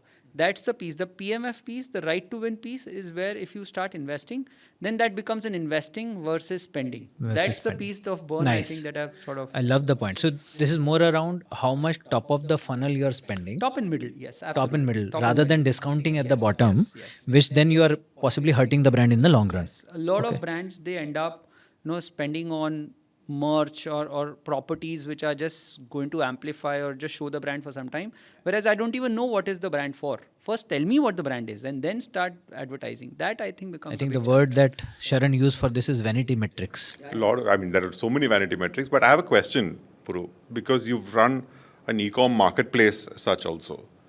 There are a lot of the terms that were relevant in the tech field are being applied to the FMCG world, where this acquisition cost and the lifetime value of the customer, while it would have logic in certain cases, by nature, FMCG is a repertoire category. So I have this saying that if an Indian consumer bought one biscuit packet a week, one new biscuit brand, they can go 2 years without repeating a brand. Yeah. So how does this work for you? No, so you're absolutely right. In an FMCG world with tech-based metrics? No, so anybody in our office who's used LTV or CLV has seen my IR side of things. Right? So we don't use that. We don't use that at all because, and we use something called as key business drivers of a category. These are all largely, at least in the spaces where Manas and I work, these are low involvement categories. People don't risk their lives to buy a, pack of rolled oats, to be honest. They'll just pick us up if they remember us and if they are sort of slightly familiar. So we, rather than using loyalty, we actually use familiarity as the term, saying, okay, if you are familiar with the brand, the chances of you picking us up is slightly higher. That's about it. So, and for us, familiarity and inertia work more than loyalty because you're used to a certain brand and you'll just probably go and buy. The algorithms today work in the same manner that, okay, you bought this last time, can you buy? So the channels market for us, right? If you bought us one. So, but that does not mean that somebody else cannot come and break us. They can. They'll probably remember, they'll discount by 20, 30 rupees and buy us. So CLV does not work. You're absolutely right. What does work is that as your conversion rates are going up, are you acquiring new customers? So for us, one of our North Star metric as an organization is NTB, which is new to brand. So the way Sapna mentioned new to health, we actually use new to brand because we always feel there will be some leaky bucket for sure. There will be people who will eventually switch to other brands and then they'll switch back to us, whatever. But howsoever we might think we are at the top of the hill claiming to be the best brand in the world, there will be people who are not as emotionally involved as us, right? So they will probably just switch saying, okay, fine, this brand is great. Let's just look at it. The packaging seems nice. Let's just try a different brand. That's fine. For us, the matrix is as long as you are acquiring new brands consistently every month, and as long as the same brands you acquired are repeating over a period of time, I think you're fine. That's brilliant because even for listeners, this is the core of the Byron Sharp's book, right? Yeah, exactly. It says new trials is what brands need to go after. Yeah. And I think he says even for Coke, a heavy buyer would have bought light buyer and heavy buyers, like once a year or something. So I think that's a good. Yeah. And recently we did a episode on loyalty, brand loyalty. And this is what we came down to. We said familiarity and inertia has far bigger role to play than even loyalty. There's nothing called loyalty. Exactly. In this world, a lot of the brands, regardless of how high the involvement of the consumer in the category is, there's no loyalty because finally consumer is looking at the value. Whoever provides value, customer is loyal to the value, not to the brand. So therefore inertia, familiarity, access, ease of delivery, these are the factors that kind of influence the customer's behavior. Good, excellent. Manas, how about you? About the About burn, yes. I'm saying the first memory I have of you, even before I met you, is you tearing your shirt on Shark Tank and like jumping out saying, Tearing or taking off? he tore a shirt. You did? You tore a shirt? Yeah, to get attention. And just trivia, Impact property. He was the impact property. Okay. he was the first ever deal on Shark Tank India. Oh, is it? Sequentially, I mean in the actual way, but they telecasted it separately in a different sequence. But coming back to the burn rate, I think a lot of negativity around burn is what I feel all around. I like this. But reason with me. I'm a challenger brand. Okay. Right? Forget about brand. I'm a challenger business. I just have one good product with me. I just brought it into the market. Now, the only thing which is working in my advantage is what? Time. Because after a point of time, I know that if this is working, someone else will come and occupy this. And what is the effort that we have put in, so much amount of time, effort in the last 3-4 years, is going in waste, right? Correct. Right. So what should I do? Forget about all the investor, all the other negativity around the brand. But one thing that if I have resources of cash with me, the one thing that I'm going to buy with that cash is growth, the scale, right? Yeah. So what can I do to reach a mass amount of consumers in a shorter span of time, so that they know that there is a brand called Beyond Snack exists in this world. So for a particular product, let's say in this case banana chips, so that if they wanted to have a great quality banana chips, they can always come back to this, right? So my objective is to create that awareness over there, and that awareness is going to retain back into their memory with some elements or other, so that they can come back to me again and again after a point of time. I don't mind investing that money into this. So in a way, let's call this, I don't know, in D2C world there is performance marketing and all those. Let's look at a brand as a whole, right? Let's call it brand marketing. It's easy way or a simple way.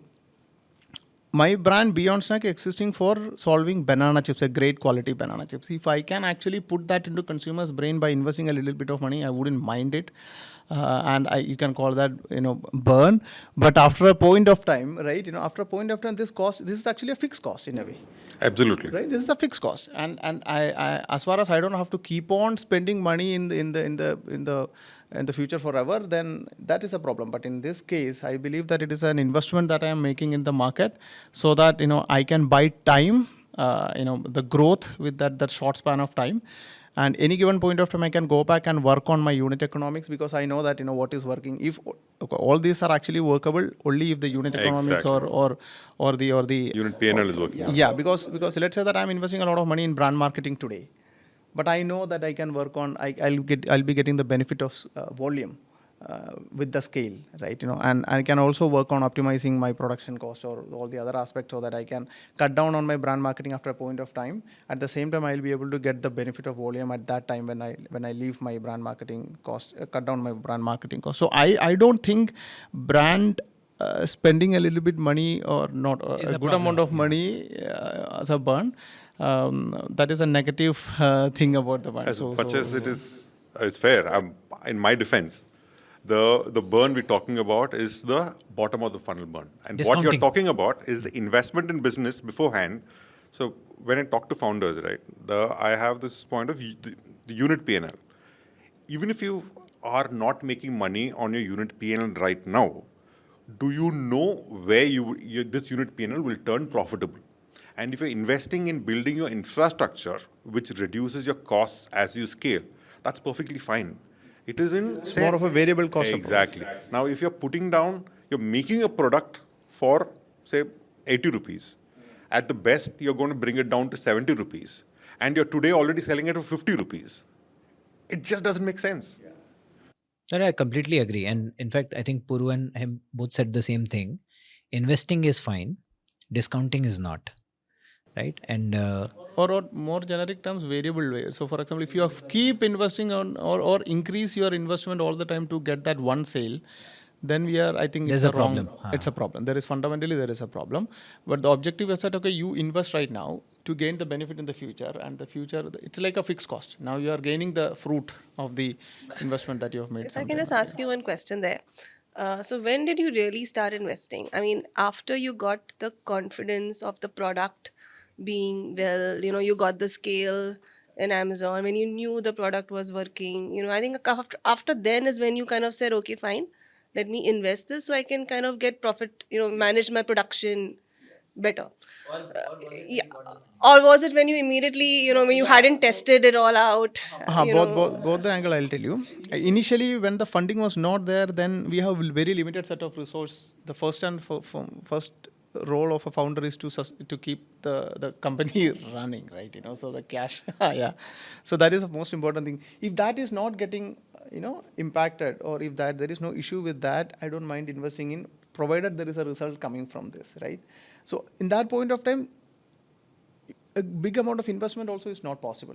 But then all of a sudden, 2 years down the line, we got a history of that 2-year knowledge, everything, all the learnings came in. But suddenly there is a money also coming in. We know what to do with that money.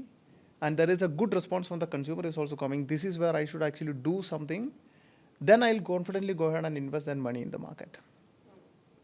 First has to come from the product market fit. There is some level of confidence has to come. I agree.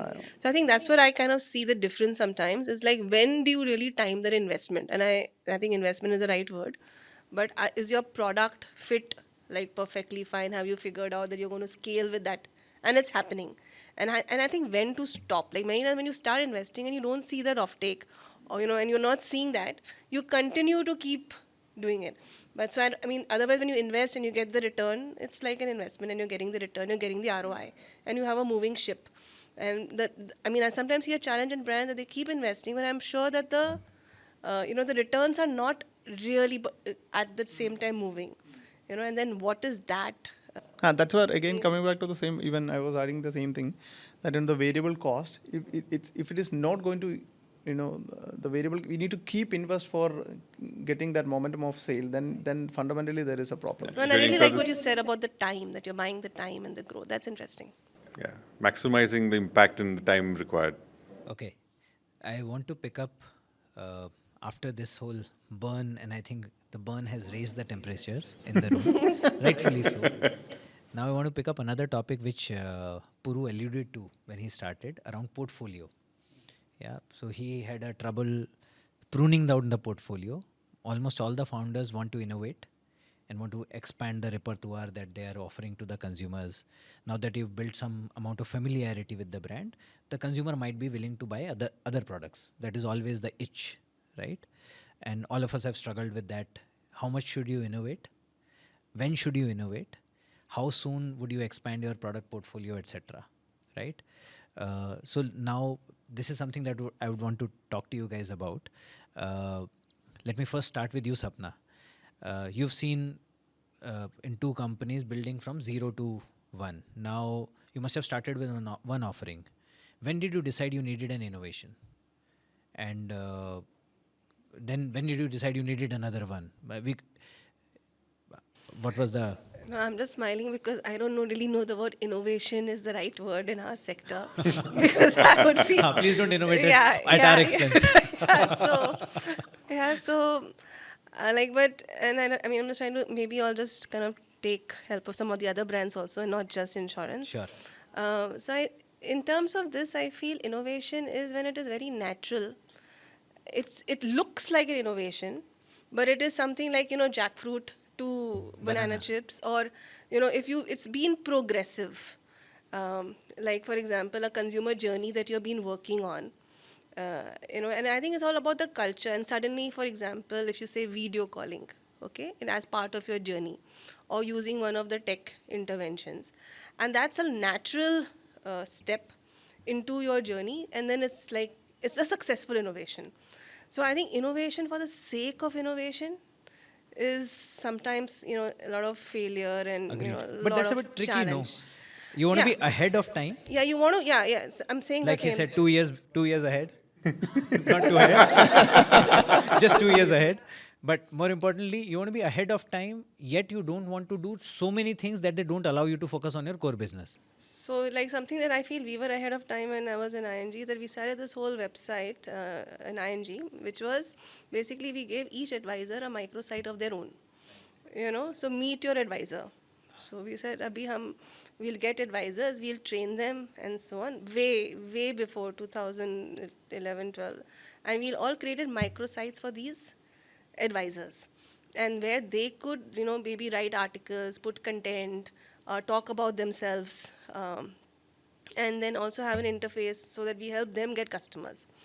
Yeah, so it went off very well, became a big success across the ING world. We won a lot of innovation prizes across the globe, but then we didn't get traction with the distribution, because they need to be ready for being able to leverage such a tool then. So initial hype, fancy awards, and CMO's job done, all the accolades. But as I think Manas said, ahead of its time. Sure. Right? And you had to make sure that you had the right people behind it to sustain it. And now you might call that innovation, but did it really ultimately create value? I don't know.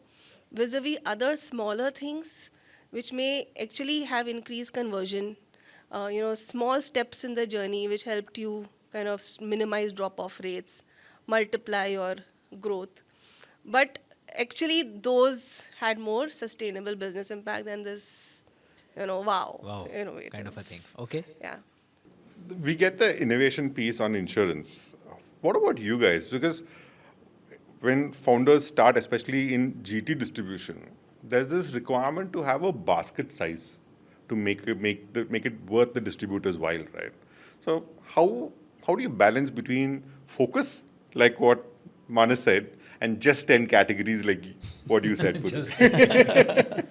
So I think, if you ask any founder or anybody for that matter, even in corporate, I think innovation is a good fantasy to have. Most of us believe that, and if you see in very plain, simple words, innovation is just a different way to do things, right? And innovation also in the product industry is a misconception that it's only product innovation. There are different ways. There are commercial innovations, there are process innovations, there are different ways to do things.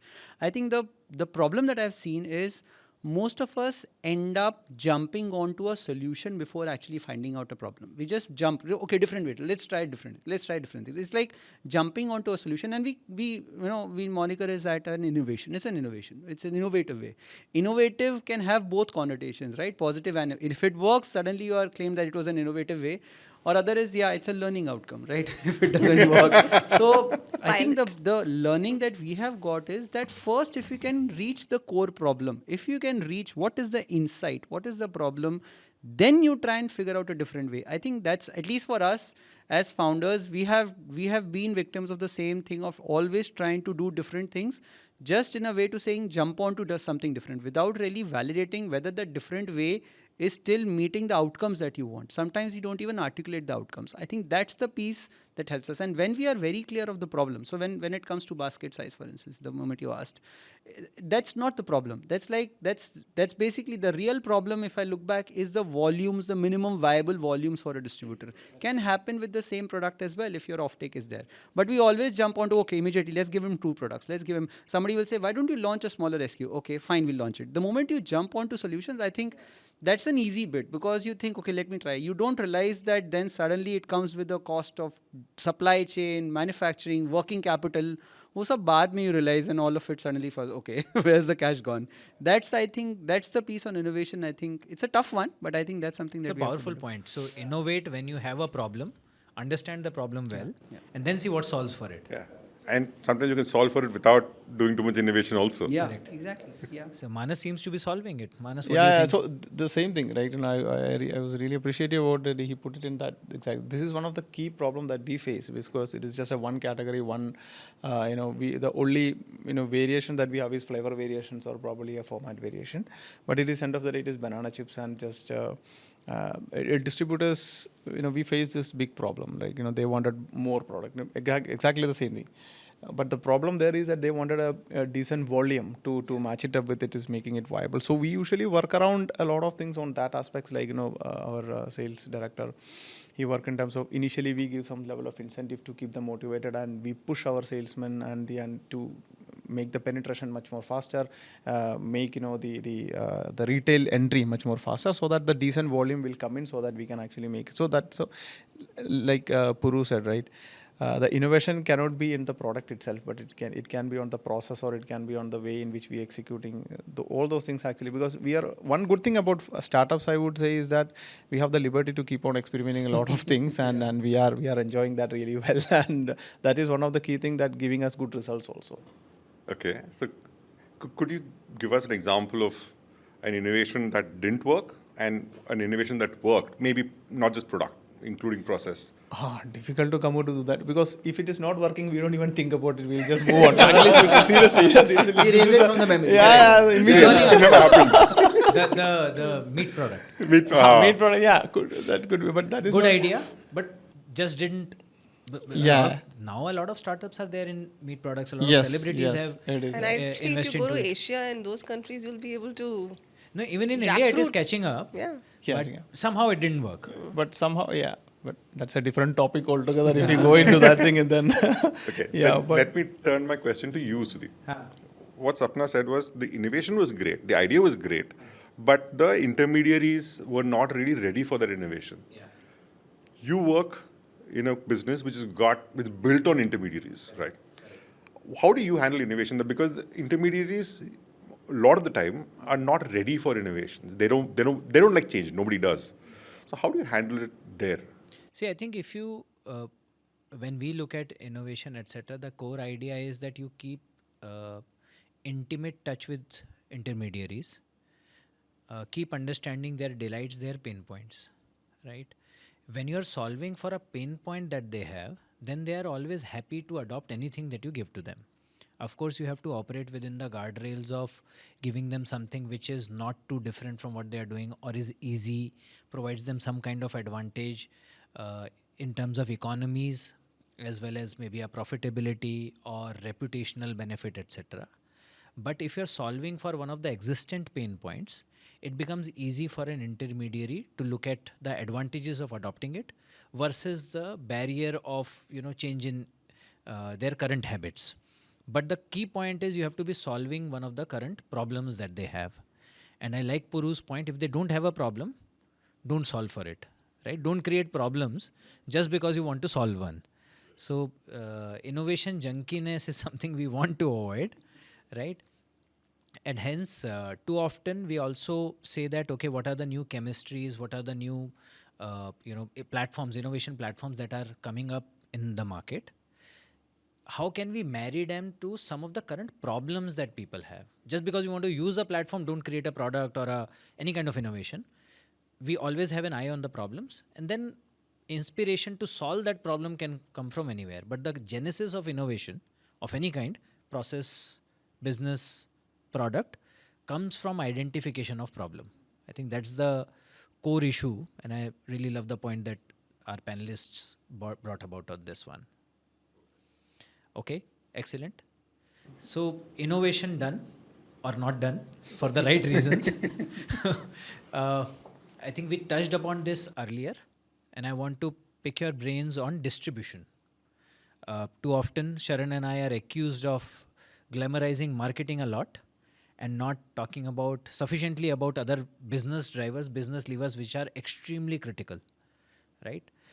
Distribution is one of them. In India, you can't win in any business without distribution. Now, distribution now has multiple names. There is offline distribution, online distribution, etc. But you have to make it reach. What has been your journey of going through this whole pains of building a distribution? How painful is it? What are the trade-offs you have to make while building a distribution?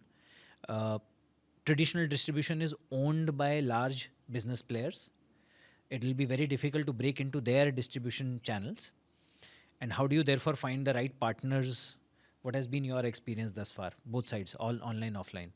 I start with you, Manas. Yeah, sure. So I'll start with the partner things. Yeah, it is extremely difficult in building the right distribution and for a sustained period of time, right? That is why we are doing the distribution. Is that okay? We wanted to ensure that the product is reaching at the right set of outlet. Through that outlet, you are reaching the right set of consumers, and there is never a case in which we are losing out an opportunity in which a consumer is wanted a particular product and we are providing them, but we are not able to reach out to them. So identifying the right set of distributors is really important, and majority of the time, when we that's where our go-to-market strategy as well, right? The how to identify the right set of distributors and put them into action. One of the point is that we tend to identify a distributor. He's going to stick with us for a longer period of time. I think for a startup company like us, it is really, really difficult. I'll tell you why also. Let's look at how the operational aspect of distribution works, right? We have a product, we give it to distributor, and the distributor is going to take it into the retailer. But in between, there is a transactional aspect also. But whether who is going to invest the money in the market, right? Yeah. So most of the time, we do it on advance, and probably the distributor is the person who is going to invest that money in the market, right? Then, what is his viability is one aspect. And how that viability is going to match it with our scale also is another aspect. And we, as a startup, like I said, we wanted to grow really, really fast. And we identify a distributor who is at around 2 lakh rupees, 3 lakh rupees kind of an investment capability. And those are the people who are actually can work with us in the very early stage. Is he a distributor who can sustain with us for a longer period of time? Practically no. Yeah. Why? Because, of course, he can invest money, 2 lakh rupees in the market.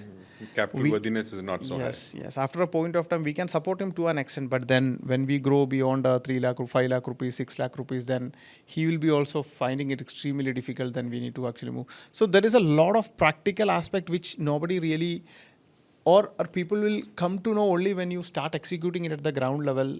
We'll be able to realize it. Only the bigger companies like P&G, HUL, they are the real giants in this distribution game, right?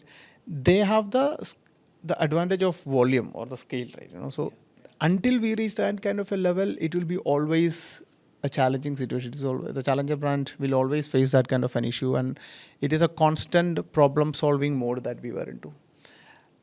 So on that angle, it is super difficult identifying. Then one phase we realize that, okay, there is a great distributor, but then when we reach the second phase, then we realize we need to identify similar kind of a distributor. How are we going to do that? So it's a constant challenge over there. But yeah, I mean, I think there is no one-stop solution for that in that angle. As in when the problem faces, we try to solve it and move on is what I say. So it is not a fill it, forget it kind of solution. You appoint one, see it, and you're saying continuously you will have to keep doing something or the other about it. Yes, keep doing, and no set rules for that. And second thing is that no one person distributor who is going to stay with us for a longer period of time. We need to keep doing it based on our business scale and our business operations level. That is the biggest disadvantage in a matter of fact if you see on a startup. But yeah, I mean, this is how startup or probably a challenger brand like us, and especially when there is only one category operations also, there is a lot more conviction that we need to bring in. Most of the time when we reach out to distributors, they will not be interested because we are only working with one category, one product, 3 flavors or 5 or 6 flavors doesn't really matter for them. How many number of products you have would be the question, and then it requires a lot of conviction. We need to bring that conviction in them, how the volumes are going to play. We need to show some case studies, how the other distributors benefited from us and all those things. But again, that distribution also is not going to sustain with us after a point of time, right? So it's a big challenge in that angle for a startup. What kind of distributors do you go for? I mean, it's for both of you, because there are 2 theories on the kind of distributors you can appoint. So I got the chance to speak to C.K. Raghunathan of Kevin Care. And he mentioned that when he started, the large distributors just refused to take his products. Said they have no traction in the market. And he worked with very young people or people who were new to business, and he even created distributors to distribute his products. First-time distributors. He just enticed them into becoming distributors. And a lot of them even stick with him till date. And in my podcast, he said, my parting point for him was to say he's still looking to expand distribution after 30 years of being in business. So I think it's an ongoing game. So what kind of distributors are working for you, or who do you prefer working with? So to begin with, right, we look for certain complementing aspect in the way of operations for our type of product. Let me explain what do I mean by that thing. Take this case in which he's created a new set of distributors, right? Will that be possible for Beyond Snack? Absolutely not. Why? Because it is just a one product. Second thing, it's a volumetric product. Yeah. Third thing, let's say you create a distributor, he will be having all gung-ho about the product in the initial days, but it is not clearly viable because the space that is consuming for transporting the product is not going to give him any earnings out of that thing. So definitely one of the criteria is that we cannot go with a new distributor or a who is only going to do Beyond Snack. We cannot do that thing. So we clearly avoid that, because we can add one distributor, but it is going to bite us back, right? Instead, what we usually does is that we identify the distributors who are going to the complementing outlets type, which is the type of the product outlet that we want to enter into, which is mostly class A outlets or a self-service counters or a class B outlets up to class B outlets, and who does similar kind of a products, preferably not volumetric, so that he can actually save space and those remaining space. This is more of a top-up type of a product, right? Ours is more of a top-up type of a product for me. He's already making a couple of lakh rupees of profit, and this is more like an extra income for them. Then it is motivation is there, will be there for some time. So that is what we are trying to monetize. So we usually evaluate on certain angles, like what are the type of the product that he's already doing, which are the type of the outlets that is doing. Sometimes in our team we actually advise to go out there and see that how is their presence in that outlets. For example, we ask them what are the type of the outlet products that you do currently. Then some level of sanity check we'll be doing the market to understand that whether the placement is done or how it kind of a serviceability is done. Because the problem is that it is extremely difficult for us to identify a distributor, but more importantly, when the distributor is gone or he is also making some mistakes in the market also, then even more problematic for us. So it is so. The criteria wise, there is a lot of criteria that we check in. So it's end of the day, it's a little bit of a trade-off also we do. Okay, certain things will be right, but because end of the day startups, it will be difficult for them to get distributors also end of the day. Some trade-offs we will be doing, but certain uncompromisable stuff also will be there. But end of the day, we will finalize between. Awesome. What about True Elements, Puru? How is your distribution set up? So I completely in line with Manas. I think the one thing that I just want to add is, and it's very similar to a D2C site. Let's say, should you have your own D2C? A lot of times founders are asked this, and it depends on the variability. So if you look at it for a new brand, and again that's our point of view, new brand getting a D2C website business is very difficult because the variability, there are two variables, new brand and new site. Whereas I would prefer as a new brand to buy on Amazon because I'm sure of the backend. Now, if you draw the same analogy for a distributor with a new brand increases the variability in the market. Saying, okay, the brand is new, the guy is new. If it was for, let's say for somebody like Mr. Ranganathan, the brand is probably still there, right? I have demand for the brand. I have salience for the brand. The distributor is just a supply chain guy who will come in, there will be money. I can't stop him. For a retailer, I can stop your money. I'll not pay you. What will you do? If you don't have the muscle to take money, then your working capital is stuck and the brand is stuck with you. And that becomes a big challenge for the market. And that's why we prefer distributors. So by the way, we still have distributors. And there are two distributors. One delivers his stock in a Mercedes, the other one in his Thar. But we know that we might have to look for alternatives soon, right? So that's like when the CA files the financials, yeah, that's brand love, positioning. right? Yeah, they'll do it. Maybe not out of business, they do it out of their own volition. I love the brand. We want to know. We've met people who want to, they don't look at P&L. They justify that, see, we are not looking at, which might not be sustainable, to be very honest. It's just that that's great emotionally, but commercially it is not viable beyond a certain point. So that's something that I think from a distribution is important. One piece, and I just must, I must take a minute and tell you that my connection with CoBB came from your series on GTM and distribution. I think you had a series of 3 episodes on GTM. I've heard it at least twice, each of those episodes, so I might just reiterate some of it. I think one piece I want to pick up on that is, one thing Sudeep you mentioned was quality versus quantity, right? Yeah.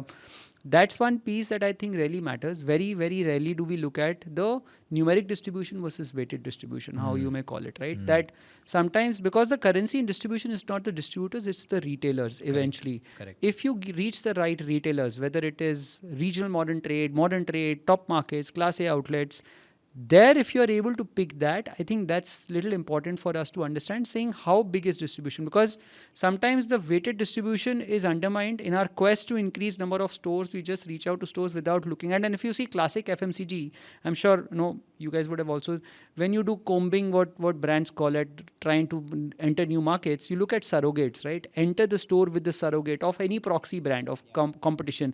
If this guy is there, then you enter the store. That's something that rarely I have seen, because the owners of distribution becomes on the distributor and the sales officer. Get us to brands. And inevitably, the sales officer goes to stores of his previous organization saying, okay, I know the store, so I will enter. That math is not used. I think that's the piece that I would rather suggest. That's something that very rarely do startups look at. Something that good one. Huh? So you look at first the retailers you want to crack, then track back and say who is more likely to give me access there. Manas also spoke about it. Right. And in fact, it comes down to a point Manas made earlier about the cost to serve, right? The cost to serve in different markets is very different. and you got to know where you want to invest in for your distribution. And I think that's the point you said for tier 1 versus tier 2 distribution, where you want to focus on. Sapna, in your business, you spoke about a number of distribution channels. Now, many of those distribution channels might be throughputing much more than others, which is equivalent to what Puru was saying about weighted distribution. So this one, while the number of distributors are low, the business that they churn is fairly big. Now, we have seen, I don't have visibility to what is the kind of innovation that has happened on the distribution side. I know that a lot of D2C brands have come in insurance for sure, right? So apart from setting up direct connect with the consumer, are there other guidelines, are there other learnings from distribution that you would possibly want to talk to us about? So I think I'm going to just go a little back on this one. So traditionally, if you see insurance, it was a lot of face-to-face distribution. I sit across the table, I show you the product, and I sell, right? So that's what we call the F2F channel. Okay, face-to-face. Right? Face-to-face, right? So face-to-face means like you talk, intermediary, and then you sell. You don't go off the website and you buy on your own. Right? So that's basically, if I come from a consumer, these are two behaviors. I talk to someone, I get the product explained, and I buy. Or I go and do my learning, my choice myself on the website, and I pay the money and I buy. Right? So if I just simplify it from the consumer, these are the two ways he can buy. He or she can buy. So let's go to the now, even now, around 90-95% is face-to-face. Right? The D2C, whatever valuations and all are happening, it's still small, right? But now that's the whole trick, right? So let me go first because I worked in a lot of F2F distribution. I also now take care of the D2C, so I lead the e-com part of our business. And so there's a lot of interesting things happening there. Now, if I talk about D2C face-to-face, so we have, as we say, our agents or advisors, and you have bank broking, all these different channels, right? The question there always is for an insurance company, who owns the customer? Right? If I am selling to, say, Sudeep, and I'm the manufacturer, I'm the insurance company, you bought me through a agent, and that's how our relationship is, right? So for many years, it was like that, LIC. You never really interacted with LIC, right? You interacted with that LIC agent. Correct. And he would come to you at the time of renewal, whatever. That was a comfort factor also, right? Comfort You don't have to deal with such a company. It's always intimidating for a lot of people, and the agent was more approachable. So you were if always anything. that agent's customer. Right. Yes, true. Right? So the customer, and then, basically there's a lot of renewal commissions also. So every year you paid, he would get commission, which you never would know, basically. But they keep getting commission right at start and at renewal, and that's throughout your journey. So you sell once, you get commissions through the Lifetime value. That's the CL. That's the CL. yes, yeah, absolutely. But for the distribution, from the company's point of view, okay, you're getting the premium year on year. You've had a cost of acquisition year one because you paid the commission to your distributor. Your year two onwards, that commission has gone down. So you are also, so it's like a happy situation. And that's how it works because the reach is vast, right? Now, slowly, gradually, then, once data started coming in and whatever, you want to say that I want to interact directly, personalized communication. So, so even then, if you would do a communication to your customer, traditionally, you have to keep the sales involved. Sure. Right now, again, similarly, if it's a bank team, you're selling through the Union Bank of India or Bank of Maharashtra, so on. That's their customer you're selling your product to. So you're basically, in a way, doing a B2B2C. I mean, if you look at it that way. Yeah, so that's one whole space. Now here, I would say the innovation or the growth is, again, getting new distribution. Right? For example, right now we're doing a whole exercise of getting more women into as our advisors, because typically, you say health is a thing for women. They take care of the health of the house, the health and education. But how about getting insurance and finance also in their purview? So that's one thing that we are running, and we've been seeing a lot of traction that they start playing a stronger role. So getting more women appointed as distributors. That's an interesting one, huh? Yeah, I didn't realize. yeah, so that's like if you like how you mentioned new distribution. So not traditionally new, but getting people to earn this confidence. Creating new influencers. Getting new influencers or getting them to say, okay, you can. And that's what this whole one space is. And that's one. Now, on the other side, which is, I think it's also a lot to do with valuation, because it's good that you have your own proprietary channel. So you have this channel, which is your distribution channel. And within that, I would say the agency is again a bigger agency network that you have, your own agents. Again, good on your valuation number. So the more proprietary sources that you have, because that's like, it's more long term. Yeah. So Sure. again, direct to consumer, like is again a long term. If you invest in this, however, the company's revenue models for these two are completely different. And I would say, like, some companies which are now only digital, they have to have like, for example, if I say Acco, I mean, they have a different model altogether, right? Vis-a-vis a company which is doing traditional and. So I think these are two. I mean, these are disruptions that are happening in the sector. Everybody is focusing definitely on building your own D2C model, but I think somewhere there you're realizing along the way, we probably need a different product.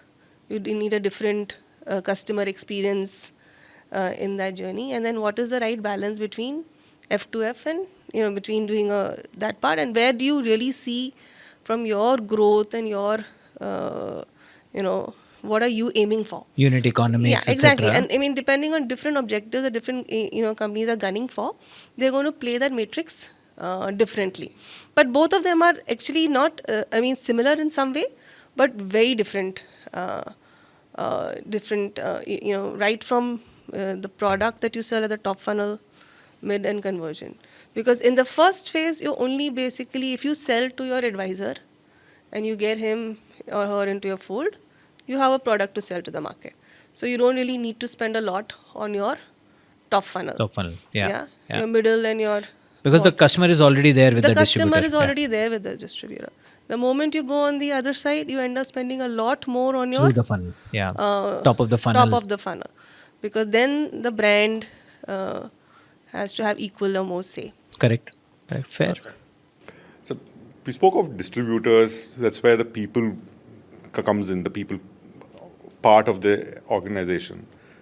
For entrepreneurs, building an organization almost sounds intimidating, starting from co-founders to building your team, different functions. One is the first urge to do everything yourself. And second is, after they come in, the team might not be matching up to how you would do it. So how do you manage, how do you build a team and culture and organization as an entrepreneur?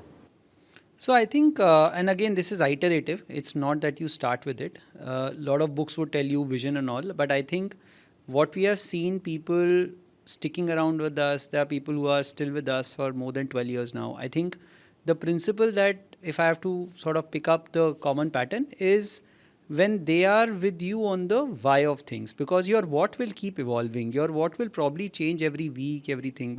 And there will be times where they'll see the ugly side of you as well. They would rather, not always see the nice side of you. But when they look back and say, okay, this is why he's doing what he's doing, or this is why we are doing what we are doing, it just makes things a little bit easier. I think that resilience then builds you, rather than, expecting people to be resilient from day one. It's just that, and every time, it's easier said than done. Every time you have to, so when you take decisions, as you build the team, every time you take decisions, you talk to them about why you are taking decisions and what are the principles behind. So the passing off of work is not the what piece of things. If they know the why piece of things, that's when they start taking decisions which would be in line with what the organization wants. In fact, what happens is, if they know the why very clearly, they will sometimes question you as well, because you tend to go away from the why. In your quest to be tactical, forces you to be consistent. They will challenge you that, hey, this is not what the brand stands for. This is not. And because you always have multiple stakeholders, right? You always switch between being tactical, being cash positive, between high burn, whatever. But I think that's where you know truly that yes, they are aligned with you on the why piece of thing. I think that's the piece that comes in. The second thing is, and we have this set of principles we use as an organization. One of the principles, and for managers that we sort of build up is, and I picked it up from some book, I don't remember which one, but it's like whatever it takes versus what will it take. So sometimes in your art of delegation, you sort of say, do this whatever it takes. Just pass it on. Whatever it takes, just do it. Versus asking the same question, what will it take for you to deliver 3x, 4x growth? The moment you say what will it take versus whatever it takes, you're almost co-investing with that person. You're almost educating and also involving. I think that really changes a lot of gears with people. So Wow. that's one thing that I think has helped us. And it also puts you in a point of a servant leadership, right? You're there to help them achieve what you need Then them they to also achieve. get involved. It's a powerful point. Wow. Yeah, Manas. correct. So in my case, team, practically when I started, like I said, I did not have any experience in FMCG, right? But you are building an FMCG company in a pure FMCG way rather than a D2C way, right? Yeah. So we wanted, what I was always looking for is people who can, build a professionally large organization. So I brought in people who can with a complementing skill set. So in my case, what happened is I reached out to one of my classmate in Mondelez. She comes with a good amount of experience in operations, basically operations and supply chain. She was with the Asia Pacific and AMEA operations handling for Mondelez brands. So I reached out to her and then convinced her, took a lot of conviction, bring that conviction in her to join me. That actually made my job really easier. But one thing I decided that, okay, if I'm bringing such kind of a caliber person, I don't want to interfere in doing the things in the way which I want to do.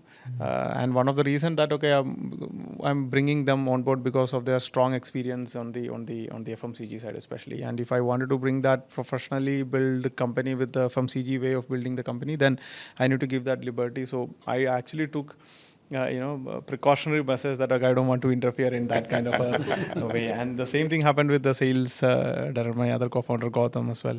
The same thing that what I did is I only checked their way of thesis of doing business and what is their Values or process? no what is their belief system in building in their Okay. domain. So for example, if it is in sales and distribution, what do you think a challenger brand like us to build a distribution or a bring in that kind of a presence all across India? What is your thesis on that thing? So then, if it is making sense, and then I think I decided that I'm going to stay away from this to give the enough amount of, if they require what kind of a support I can provide, but I'm not going to tell them that, okay, this is how you should do it, this is how you should, because I did not have that kind of an experience also to tell them.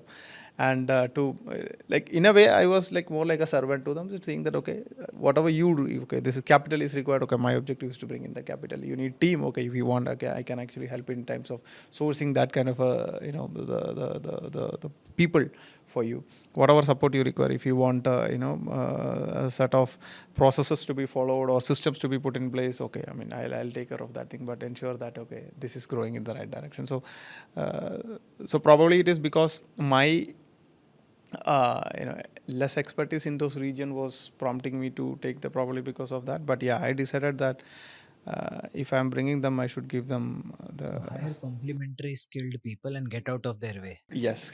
Let them do their job. Yeah, Sapna's task would have been a little different, right? So you are in an industry which is used to its own systems and processes being disrupted with a lot of the new guys coming in. And I think the resistance could actually come from people who've been in the industry for a long time. True. I mean, yeah, I was just thinking about it when they were talking. So I think if you see the BFSI, people have been in that same sector for many years. So you spend time, you have different companies, you'll keep changing. So for me, it was a little different when I started this organization because I moved in from advertising. So, and then into this space. So, and then I think naturally recruited a lot of people not from BFSI. Initially, and I think that was a lot of what even companies are doing now, trying to get talent which are not from BFSI, but I think maybe from tech. A lot of people are now trying to recruit from tech. So trying to build a culture of people who don't end up saying कि ये हमने ऐसे किया था, we've done that in the past like this, because that's when you can't really innovate or think differently, because you feel like, oh, we have launched this before, we've done this before. So I think that's and how can you get like different, I think same thing as what they're talking about, complementing skill sets, but also which have a I think for a larger organization that fit into the overall culture. Because if you would say organizations, if you take some names, they'll have a specific culture. There'll be a culture that of maybe of high growth, or there'll be a culture of safety, or there will be a culture of either, like for example, Cigna is a very collaborative organization. So collaboration is one of your top skills. So how do you kind of not interfere, let people do the jobs, but even bring it all together? So these are some things which you would have.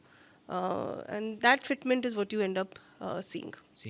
Okay, excellent. I think from a people point of view, we've got fairly consistent as well as diverse point of views from all three of you. And that I think brings us to a point where we have covered sufficient number of topics, burned a lot of calories and energy, and raised the heat in the room, as well as spoken about various fundamentals of building a business: innovation, marketing, investment, building a long-term business, putting right people in place, etc.